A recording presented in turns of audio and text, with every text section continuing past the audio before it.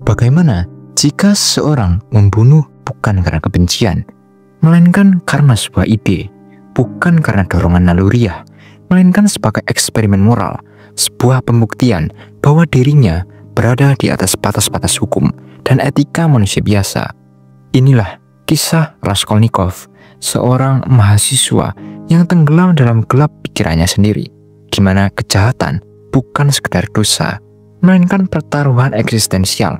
Dalam dunia Fyodor Dostoyevsky, kejahatan bukan hanya darah di tangan, tetapi bisikan jiwa yang menggerogoti dari dalam. Crime and Punishment bukan sekedar kisah pembunuhan, tetapi otopsi terhadap batin manusia yang remuk.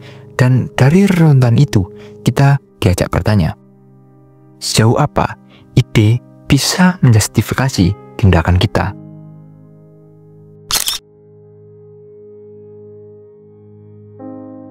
Musim panas menyelimuti kota Petersburg dengan udara yang lembab dan busuk, bau alkohol basi, peluh yang menempel di lorong-lorong sempit, serta debu dari jalanan tak beraspal menjadi latar bagi kehidupan yang sekarat pelan-pelan.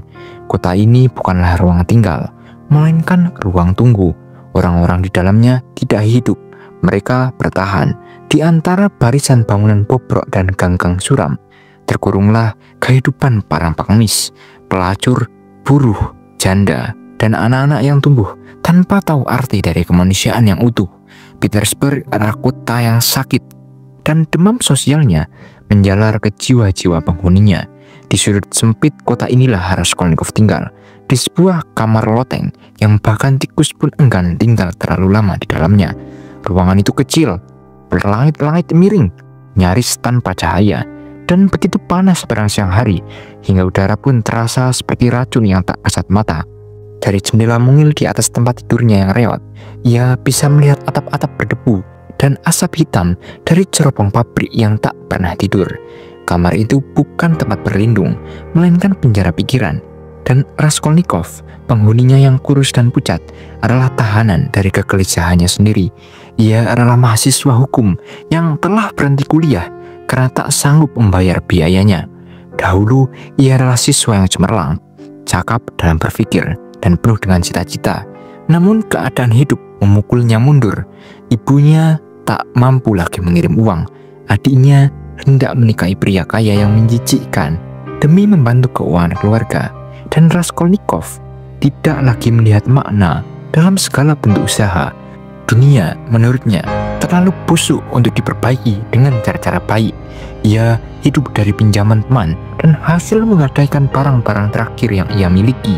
Jaket tuanya, jam warisan ayahnya, bahkan buku-buku kuliah, semuanya sudah lenyap, ditukar dengan receh yang hanya cukup untuk membeli roti basi dan secangkir teh hambar. Tubuhnya lemah, pikirannya kabur, dan hari-harinya dijalani dengan berjalan tanpa arah di jalanan kota, seperti roh gentayangan yang tak lagi punya tempat di dunia. Namun, di balik matanya yang sayu, Raskolnikov menyimpan bara yang tak bisa padam. Ia bukan sekedar miskin, ia merasa dikhianati oleh tatanan dunia. Ia mulai mempertanyakan, apakah semua manusia diciptakan sama? Apakah seorang jenius harus tunduk pada hukum yang sama dengan orang dungu? Apakah dosa adalah mutlak, ataukah bisa dinegosiasikan demi tujuan besar? Pikiran-pikiran ini tidak lahir dari kemewahan, melainkan dari kelaparan, kesepian, dan rasa putus asa. Semakin ia lapar, semakin pikirannya menggeliat ke arah yang gelap. Pikiran-pikiran itu mula-mula datang sebagai pertanyaan filosofis, namun lama-kelamaan berkembang menjadi rencana diam-diam. Ia membaca sejarah, mempelajari tokoh-tokoh besar seperti Napoleon Bonaparte, dan bertanya, apakah mereka juga penjahat atau justru pahlawan karena berani melanggar hukum demi cita-cita? Jika seseorang mampu membawa perubahan besar, apakah satu nyawa manusia hina cukup mahal untuk dipertahankan? Raskolnikov memandang dirinya bukan sebagai monster, melainkan eksperimen. Ia bukan ingin membunuh karena benci, tapi ingin tahu, bisakah ia melakukan tindakan yang dianggap terlarang oleh masyarakat tanpa merasa bersalah? Dapatkah ia berdiri di atas moralitas umum dan menciptakan hukum untuk dirinya sendiri? Kota Petersburg tak hanya menjadi latar kisah, tapi cermin dari kekacauan jiwanya, ketimpangan sosial yang ia saksikan setiap hari, anak-anak yang kelaparan, perempuan yang dipaksa menjual dirinya, laki tua yang mabuk karena putus asa. Semuanya menjadi pembenaran bagi ideologi yang sedang tumbuh dalam dirinya. Dunia ini busuk, pikirnya. Dan jika seseorang tidak cukup untuk menciptakan hukum baru, maka ia akan dilumat oleh kebusukan itu. Maka ketika ia mengetahui tentang Alyona Ivanovna, seorang rentenir tua yang kejam dan tamak, pikiran itu menemukan sasarannya. Ia bukan hanya perempuan yang menyengsarakan orang miskin, tapi simbol dari tatanan dunia yang Raskolnikov ingin hancurkan. Pembunuhan bukan penghapusan nyawa, tapi tindakan melawan sistem yang dianggap cacat. Di sanalah awal dari segalanya, dari ide menjadi niat, dari niat menjadi rencana, dan dari rencana menjadi kutukan yang tak bisa dihindari. Dalam malam-malam yang sunyi, Raskolnikov menulis, menghapus, menulis kembali, berbicara pada dirinya sendiri di depan cermin, dan berjalan tanpa tujuan sambil mengulang-ulang pertanyaan yang tak kunjung selesai. Apakah aku cukup kuat untuk itu? Apakah aku manusia yang luar biasa?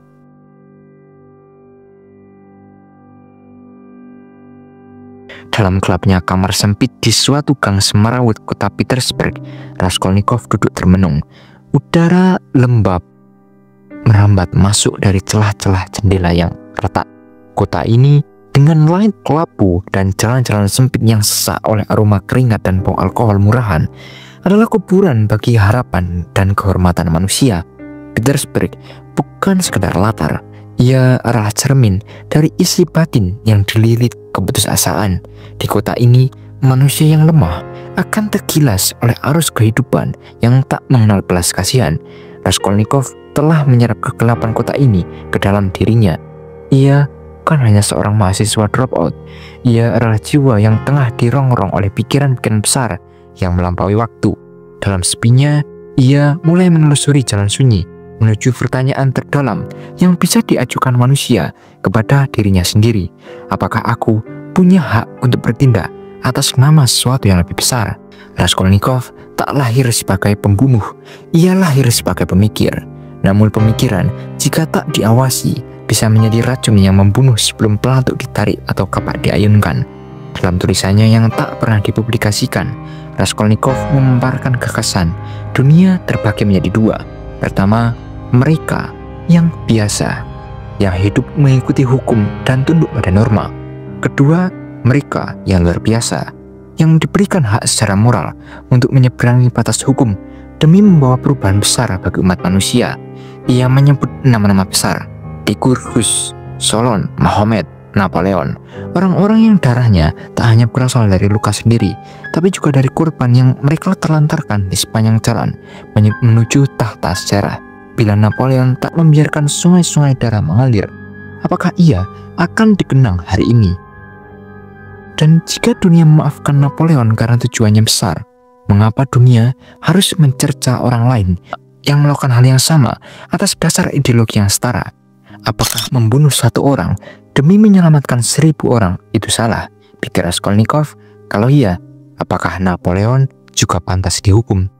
Pemikiran Raskolnikov berakar pada dasar yang kita kenal hari ini sebagai utilitarianisme, sebuah pandangan bahwa tindakan dinilai benar jika menghasilkan kebaikan terbesar bagi jumlah orang terbanyak. Namun, Raskolnikov tidak mengutip John Stuart atau Jeremy Bentham. Ia menyusun bentuknya sendiri, sebuah moralitas dingin yang berdiri di atas logika yang disterilkan dari masa. Bagi Raskolnikov, wanita tua rentenir itu hanyalah batu sandangan kecil dalam proyek besar yang sedang dia bangun dalam pikirannya. Ia bukan manusia, ia bukan korban, melainkan semacam kesalahan logis dalam sistem kehidupan. Dalam sudut pandang ekstrim yang ia adopsi, membunuh rentenir tua itu tidak berbeda dari memusnahkan sumber infeksi bagi tubuh sosial. Dia berpikir, jika aku bisa mengambil uangnya dan membebaskan diriku dari penderitaan, lalu menggunakan uang itu untuk pendidikan, untuk bantuan bersama, untuk membangun kembali hidupku agar berguna bagi banyak orang, bukankah itu sah? Bukankah itu adil? Bukankah itu masuk akal? Namun, logika ini, betapapun ia tampak tegak secara intelektual, memiliki lubang yang besar. Ia melupakan bahwa manusia bukanlah angka, dan bahwa darah tak pernah bisa dimurnikan oleh tujuan. Raskolnikov berbicara dalam diksi yang rapi, 1 nyawa demi 1000, hitungan sederhana. Namun dalam dirinya sendiri, benih kontradiksi telah tumbuh. Rasionalisasi yang ia bangun tak mampu meredam getaran halus dalam hati nuraninya yang perlahan-lahan kembali bangkit. Ia tak menyangka bahwa rasa bersalah bisa menyelinap di celah pikirannya seperti tikus malam menyusup ke ruang bawah tanah. Pertanyaan demi pertanyaan mengguncang keyakinannya.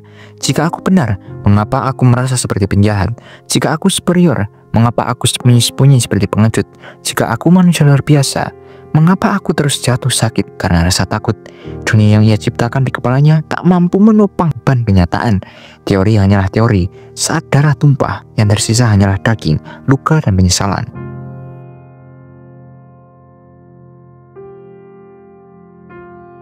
Malam itu, Petersburg tidak seperti biasanya. Langitnya tak berbintang, seakan semesta pun menahan napas, menyaksikan sesuatu yang tak terucap, sesuatu yang akan meluncur dari tataran pikiran ke dunia nyata.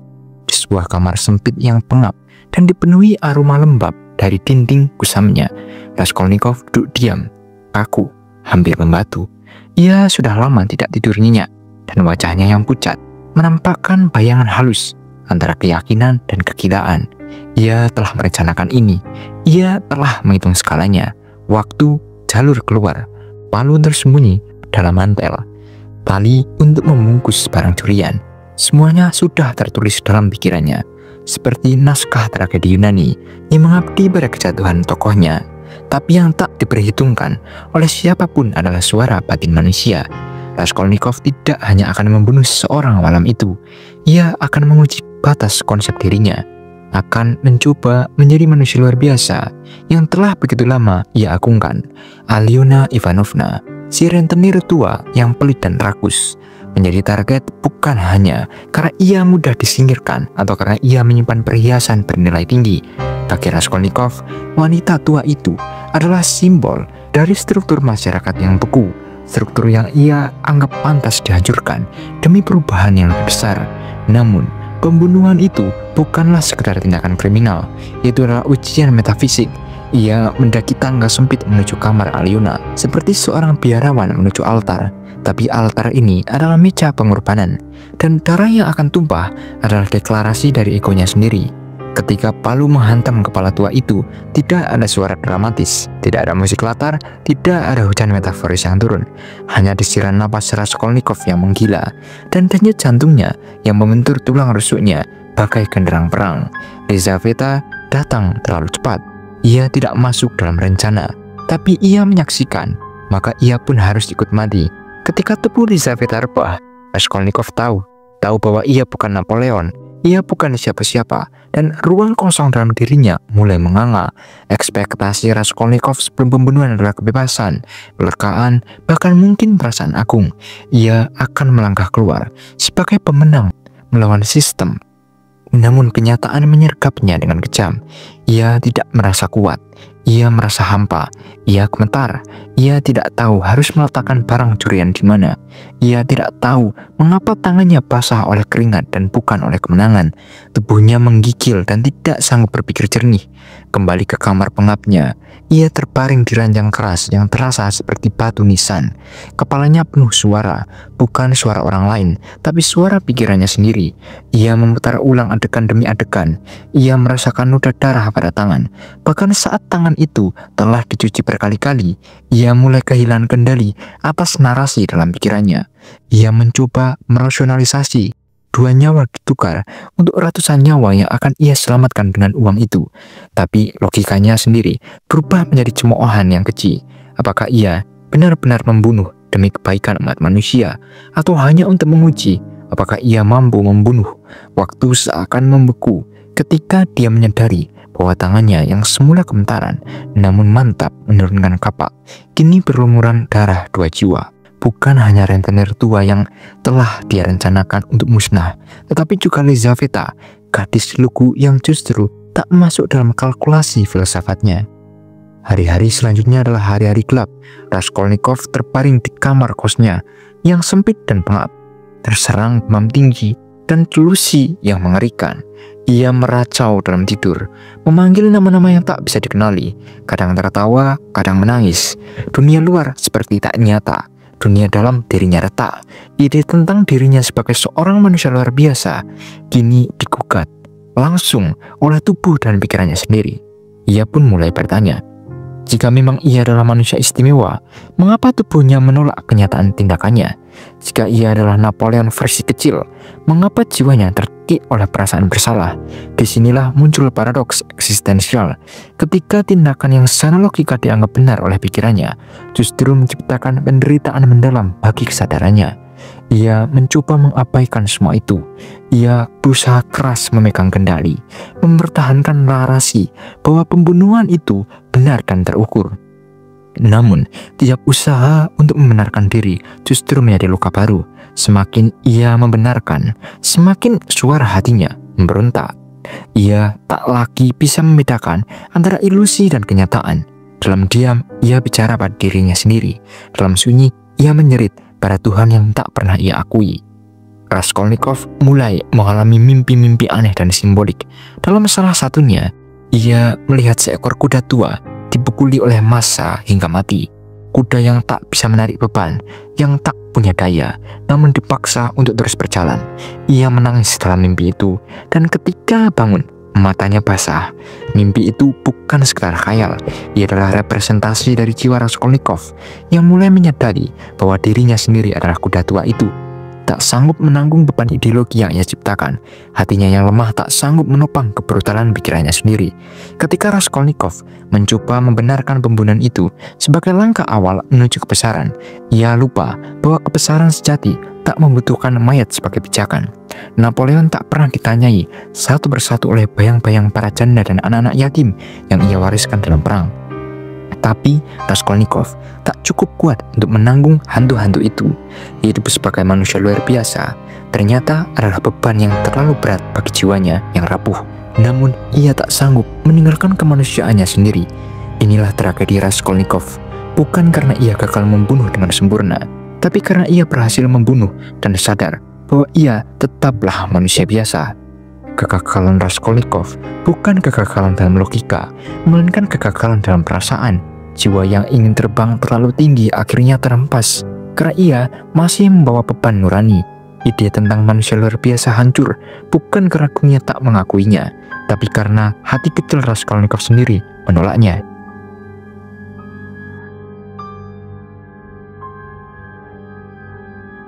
Di tengah gelapnya pergulatan batin, dalam hening Petersburg yang menampakkan napas, Raskolnikov bertemu dengan sebuah kontras hidup yang sama sekali tak ia duga. Namanya Sofia Semyonovna Marmeladova, biasa dipanggil Sonia, seorang gadis muda yang terpaksa menjual dirinya demi menghidupi keluarga. Namun, justru menjadi simbol cahaya di tengah kehancuran moral yang membungkus kehidupan Raskolnikov. Sonia bukan hanya tokoh tambahan dalam novel Crime and Punishment. Ia adalah poros penting yang mencerminkan kehadiran kasih sayang dalam bentuk paling murni dan menyakitkan.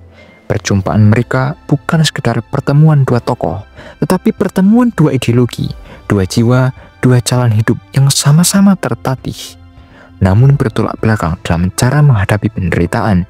Raskolnikov adalah simbol intelektualisme kering yang tersesat dalam labirin teorinya sendiri. Ia membangun dunia ide yang menjunjung rasionalitas ekstrim hingga mengaburkan batas antara kebajikan dan kekejaman. Dalam pikirannya, manusia besar seperti Napoleon Bonaparte boleh melampaui hukum moral demi tujuan yang lebih besar. Ia percaya bahwa penderitaan dapat disulap menjadi alat legitimasi untuk mengangkat dirinya sebagai pribadi unggul. Sebaliknya, Sonia justru menolak untuk mengangkat dirinya dengan cara apapun. Ia adalah lambang dari kerendahan hati yang agung.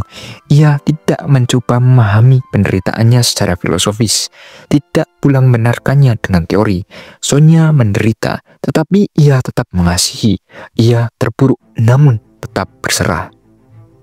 Kehidupan Sonia adalah penderitaan yang dilalui dengan iman, sebuah ketundukan yang membuatnya kuat dalam kelemahan. Raskolnikov dan Sonia hidup dalam dunia yang sama keras dan kejam. Namun respons mereka terhadap dunia itu berbeda total. Raskolnikov ingin memberontak terhadap penderitaan dengan menjadi Tuhan kecil, menentukan hidup dan juga mati. Sementara Sonya justru menerima penderitaan sebagai jalan menuju penebusan. Inilah yang membuat Sonya menjadi antitesis yang sempurna. Sonya tidak menyampaikan kritik. Ia tidak membantah teori Raskolnikov dengan argumentasi yang logis. Yang ia lakukan hanyalah hadir dengan kesunyian, dengan doa, dengan kasih sayang yang tidak menghakimi. Dan dalam diam itulah Raskolnikov mulai retak. Raskolnikov yang terbiasa dengan argumentasi rasional sulit memahami kasih sayang Sonya. Ia curiga, ia menolak, bahkan mencoba menjatuhkan Sonya secara verbal. Tapi Sonya tidak melawan, ia hanya mendengarkan. Dan ketika perlu, menangis bersama Raskolnikov. Ketika ia memeluk penderitaan, ia mencoba membuka pelukan untuk penderitaan orang lain. Sonya menjual tubuhnya, tetapi menjaga jiwanya. Ia tidak berselingkuh dengan kekuasaan, tidak menjadi jahat demi bertahan hidup. Ia tidak menyalahkan siapapun. Pengorbanannya bukan dramatisasi, tetapi pengabdian sunyi. Ia mengorbankan martabatnya, bukan karena ia rendah, tapi karena ia mencintai keluarganya dengan cara yang tak mampu dipahami oleh logika. Sikap religiusnya bukanlah pelarian, tetapi fondasi yang membuatnya mampu berdiri di tengah reruntuhan dunia. Alkitab menjadi pegangan yang membuat Sonya mampu berkata bahwa penderitaan bisa disucikan. Ia tidak mengatakan itu untuk menghibur orang lain, tetapi karena ia sungguh percaya. Ketika Sonya membaca kisah Lazarus kepada Raskolnikov, itu bukanlah sekedar cerita agama. Itu adalah ajakan diam-diam, harapan sunyi bahwa Raskolnikov yang telah mati dalam dirinya sendiri masih bisa bangkit, sama seperti Lazarus. Sonya bukanlah pengkhotbah, ia bukanlah guru moral, ia hanyalah seorang gadis yang mencintai dengan segenap luka. Interaksi antara Sonya dan Raskolnikov adalah panggung kecil dari drama eksistensial yang lebih besar. Raskolnikov adalah skeptisisme, Sonya adalah iman. Raskolnikov adalah kehendak kuasa, Sonya adalah penerimaan, dan keduanya mau tak mau menemukan diri mereka saling menyentuh pada titik terdalam kemanusiaan. Ada malam-malam panjang yang dimana Raskolnikov tidak tahu harus berbuat apa. Ia tidak lagi percaya pada teorinya, tapi juga belum mampu menyerahkannya. Dalam keraguan ini, Sonya hadir. Ia tidak membawa jawaban. Ia hanya menawarkan pelukan. Ia tidak menyodorkan hukuman, tapi mengajak berbagi luka. Dialog mereka tidak selalu verbal, terkadang hanyalah sorot mata, terkadang sekedar duduk diam dalam satu ruangan. Tapi dalam keheningan itulah terjadi perpindahan nilai. Raskolnikov mulai mempertanyakan dirinya bukan karena dihukum, tetapi karena ada seseorang yang percaya bahwa ia bisa berubah. Cinta Sonya bukan romansa sentimental. Ia mencintai Raskolnikov bukan karena ia baik, tetapi karena ia tahu bahwa bahkan jiwa yang paling kelam pun masih layak dicintai. Ia bukanlah penyelamat dalam arti literal, tapi ia menyelamatkan karena ia hadir. Dan penderitaan mereka pun menyatu, bukan sebagai dua penderitaan yang saling menambah beban, tetapi sebagai dua bara yang bersama-sama mencari cahaya. Sonya tidak mengajukan syarat. Ia tidak mengatakan, "Aku akan mencintaimu kalau kau bertobat." Justru sebaliknya, "Aku mencintaimu bahkan sebelum kau tahu bagaimana caranya menyesal." Dalam dunia Dostoyevsky yang penuh paradoks, Sonya adalah keajaiban. Ia adalah logika ilahi dalam realitas yang gelap. Dan justru karena itulah Raskolnikov tidak bisa mengabaikannya.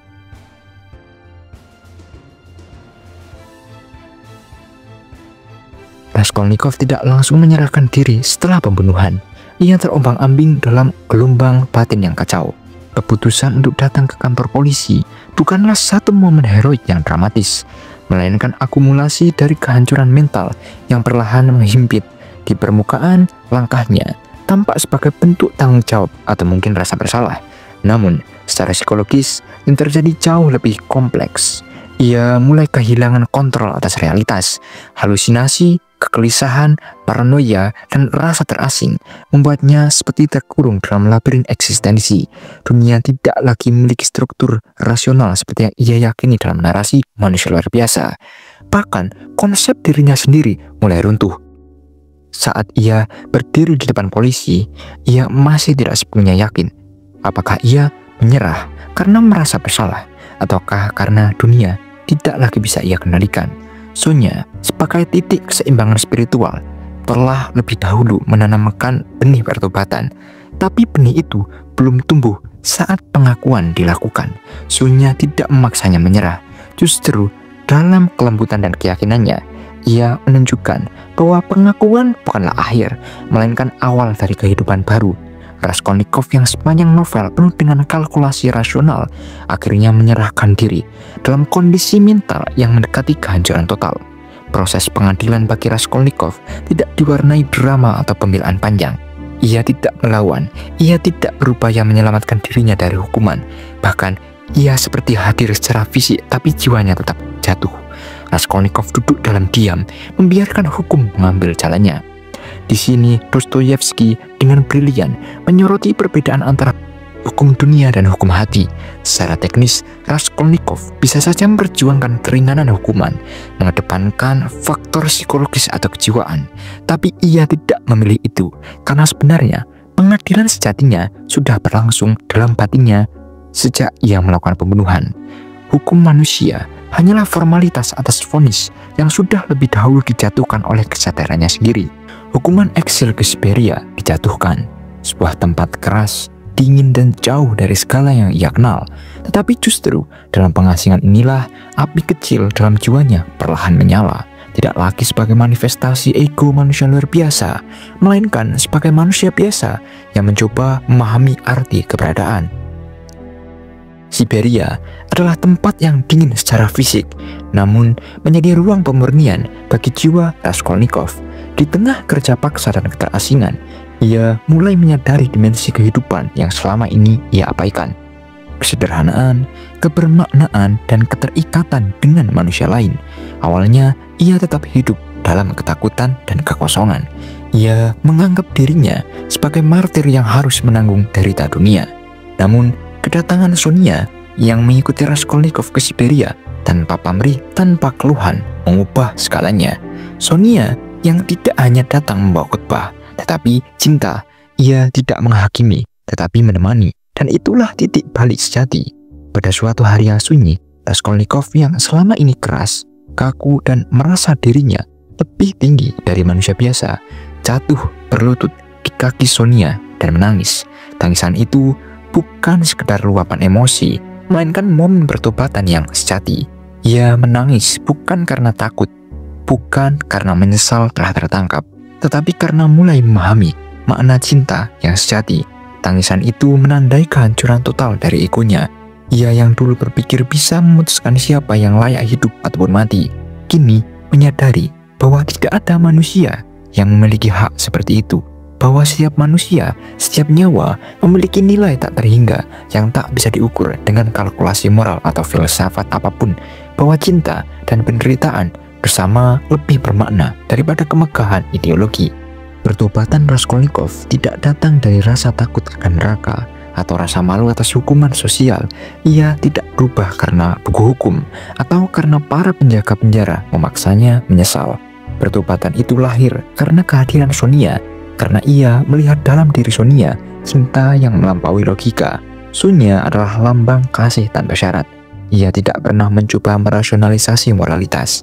Ia tidak menjawab pertanyaan filsafat Raskolnikov dengan teori, tetapi dengan hidupnya sendiri. Dalam penderitaan dan ketabahannya, ia menunjukkan kekuatan spiritual yang jauh lebih dalam dibandingkan argumen manapun. Raskolnikov perlahan membuka diri terhadap agama, terhadap Tuhan, terhadap konsep penderitaan sebagai jalan penyucian. Dalam momen-momen sederhana, seperti melihat matahari terbit di Siberia, atau ketika ia melihat para tahanan lain berdoa, ia mulai merasakan denyut kehidupan yang sejati, kehidupan yang tidak dibangun di atas kekuasaan dan superioritas, tetapi di atas kerendahan hati dan juga cinta. Dostoyevsky menggambarkan kebangkitan ini seperti sebuah kebangkitan dari kematian. Dalam epilog, disebutkan bahwa Raskolnikov menyadari dirinya memiliki jiwa yang baru, bahwa hidupnya seolah dimulai lagi. Ia tidak langsung menjadi baik dalam pengertian moral secara umum, tetapi ia mulai berjalan menuju cahaya dengan langkah pertama. Siberia yang tadinya seperti neraka beku, berubah menjadi taman spiritual. Sonya menjadi penjaga obor itu, dan Raskolnikov yang dulu berpikir dunia adalah tempat untuk membuktikan superioritas, kini sadar bahwa dunia adalah tempat untuk mencintai dan juga memahami.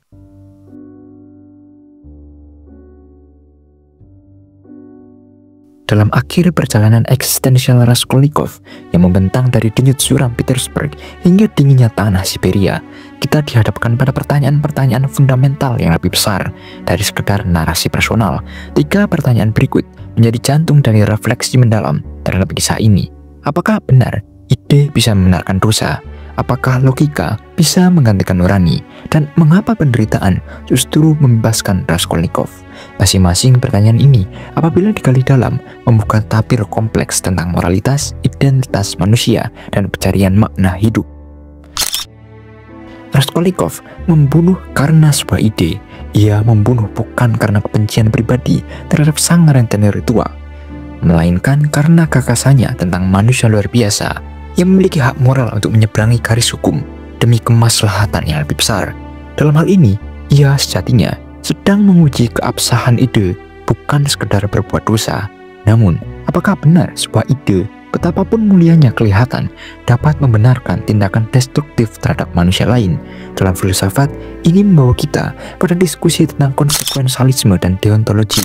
Konsekuensialisme, khususnya dalam bentuk utilitarianisme, seperti yang dipopulerkan oleh Jeremy Bentham dan John Stuart Mill, mengajarkan bahwa tindakan dinilai benar ataupun salah berdasarkan hasil akhirnya. Jika membunuh satu orang, maka tindakan itu mungkin bisa dibenarkan secara moral dalam lensa utilitarian. Namun, pendekatan deontologis seperti yang dikemukakan oleh Immanuel Kant menolak pemikiran ini secara fundamental. Menurut Kant, manusia tidak boleh diperlakukan sebagai sarana, tetapi sebagai tujuan itu sendiri. Artinya, membunuh satu orang untuk menyelamatkan 1000 tetaplah salah, karena tindakan itu mengabaikan martabat individu yang dibunuh. Dalam konteks Raskolnikov, gagasan manusia luar biasa adalah sebuah bentuk eksistensialisme radikal bercampur aroma Nietzschean. Bahkan sebelum Nietzsche merumuskannya secara gamblang, ia membayangkan dirinya sebagai semacam Ubermensch, makhluk unggul yang berdiri di atas norma, hukum, dan konvensi moral massa. Tapi, realitas mengguncang. Jiwa manusia tak semudah itu tunduk pada kalkulasi ide. Hati nurani, rasa bersalah, dan penderitaan datang sebagai bentuk resistensi batin terhadap abstraksi intelektual yang kering. Pada akhirnya, ide Raskolnikov gagal, bukan karena ia kurang cerdas ataupun kurang logis, melainkan karena manusia bukan mesin berpikir yang tunduk pada sistem rasional semata. Jiwa manusia memiliki dimensi gelap yang tidak bisa dijinakkan oleh teori. Maka membenarkan dosa lewat ide adalah ilusi yang rapuh. Ia runtuh saat dihadapkan pada kenyataan eksistensial bahwa penderitaan, rasa bersalah, dan cinta memiliki bobot lebih dari ribuan silogisme. Logika dan nurani berada dalam ketegangan sepanjang novel. Raskolnikov hidup dalam logika. Ia merancang pembunuhan secara rasional, mengkalkulasi akibatnya, dan mencoba menjauh dari perasaan. Namun, setelah darah tumpah, logika kehilangan kekuasaannya. Yang muncul adalah demam batin, kegelisahan paranoia, dan kehancuran mental. Kenapa? Nurani bukan produk logika. Ia adalah bentuk kesadaran moral bawaan yang sering muncul tanpa alasan rasional. Nurani adalah jeritan dalam jiwa yang menolak kekerasan, kebohongan, dan pengkhianatan terhadap nilai-nilai kemanusiaan. Filsuf seperti David Hume menyatakan bahwa moralitas bukan berasal dari akal, melainkan dari perasaan. Sementara Descartes dan para rasionalis mengedepankan logika sebagai kunci utama memahami dunia. Hume mengingatkan bahwa kita lebih sering digerakkan oleh emosi ketimbang akal. Raskolnikov mencoba menginjak-injak nuraninya dengan sepatu logika, tapi ia lupa bahwa logika tak bisa menghapus bekas darah dari tangan. Nurani bukanlah sesuatu yang bisa dibungkam oleh argumen. Sebaliknya, nurani akan berteriak lebih keras saat kita berusaha mematikannya. Ketika Raskolnikov mengalami penderitaan psikologis yang tak tertahankan, itu bukan karena logikanya yang gagal, tetapi karena nuraninya masihlah hidup. Ia tidak bisa sepenuhnya menjadi makhluk rasional yang dingin, sebab dalam dirinya masih tumbuh benih kemanusiaan yang tidak bisa dijelaskan oleh teori. Ini adalah ironi terbesar dalam kisah ini, bahwa justru penderitaanlah yang menjadi jalan pembebasan, bukan ide, bukan logika. bukan kebanggaan intelektual, tetapi penderitaan. Mengapa? Dostoyevsky sangat dipengaruhi oleh pandangan ortodoks Rusia bahwa penderitaan adalah jalan menuju penyucian. Dalam penderitaan, manusia menyentuh batas dirinya. Ia kehilangan ego, kesombongan, dan kepura-puraan. Ia ditelanjangi dan dipaksa melihat dirinya sendiri tanpa tirai. Raskolnikov menjalani eksil fisik di Siberia, tetapi eksil batinnya jauh lebih menyakitkan. Ia dipaksa menghadapi makhluk dalam dirinya yang rapuh, penuh luka, dan tak sekuat yang ia kira. Dalam titik takdir itulah Sonia muncul sebagai cahaya. Sonia tidak menyelamatkannya dengan argumen. Ia tidak menyerangnya dengan debat. Ia mencintai, ia menderita bersama, dan di sanalah letak kekuatannya. Cinta Sonia adalah bentuk nurani eksternal yang dengan lembut tapi tegas mengingatkan bahwa Raskolnikov masih manusia, bahwa ia masih bisa ditebus. Pertobatan Raskolnikov bukanlah konversi rasional, tetapi ledakan emosional. Ia menangis di kaki Sonia karena untuk pertama kalinya ia merasa dicintai, meskipun ia adalah seorang pembunuh. Di situ letak kebebasan sejatinya. Ia tak lagi harus berpura-pura menjadi manusia besar. Ia cukup menjadi manusia biasa, dengan luka, kegagalan, dan penyesalan. Penderitaan melepaskannya dari mitos keunggulan. Ia tidak harus menjadi Napoleon Bonaparte. Ia cukup menjadi Rodion Romanovich Raskolnikov, anak miskin dari Petersburg yang jatuh berdarah dan akhirnya bangkit. Kisah Raskolnikov bukan sekedar kisah kejahatan dan hukuman. Ia adalah kisah tentang kebangkrutan ide ketika dipaksakan mengalahkan nurani. Ia adalah kisah tentang logika yang kehilangan pijakan ketika tak menyentuh sisi humanis. Dan yang paling penting, ia adalah kisah tentang bagaimana penderitaan bukanlah musuh, tapi guru paling jujur dalam kehidupan manusia. Di zaman ketika manusia kembali tergoda untuk menggantikan empati dengan efisiensi, menggantikan moralitas dengan relativisme, dan menghapus rasa bersalah demi kebebasan absolut, kisah Raskolnikov menjadi pengingat keras bahwa menjadi manusia lebih berat daripada menjadi rasional, bahwa jatuh bisa lebih menyelamatkan daripada terbang, dan bahwa cinta bukan logika adalah yang membebaskan jiwa dari dosa yang paling gelap sekalipun. Terima kasih sudah menonton.